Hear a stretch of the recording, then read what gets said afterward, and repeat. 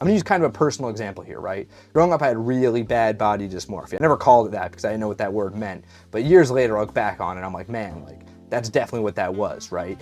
And listen, I'm not gonna sit here and lie to you guys. Sometimes, obviously, I'm like, man, it could be a little thinner, could have a little better muscles. Sometimes you're watching an episode of Peacemaker, you see how good Vigilante looks, and you're like, man, that could be me, right? And that sucks, right? That obviously sucks. I wouldn't say I struggle the way I used to as a kid, because I've been fortunate enough to grow out of some of these things, right? But I've noticed a really clear pattern as some of the I guess if you want to call it the residual dysmorphia still sits, right? I really only feel it after I haven't worked out for a while. And I'm not gonna, the numbers don't lie. It's not like I get thinner or way fatter if I don't work out for a while. It's just because I feel that way. I just feel lazy, and that causes me to have worse feelings about it, right? Yeah, I mean, the solution obviously is just get, I guess look like Vigilante maybe. Maybe I should work on that. But, I think we should ignore that for this episode.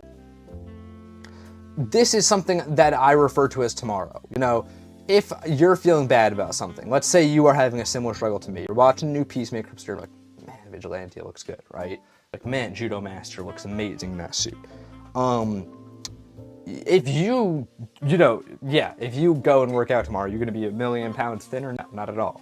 Are you gonna look like Vigilante after one day? No, not at all. But I think you'll feel a lot better about it. And I think that in itself, so many more of our problems are one day away if we shift our mindset a little bit.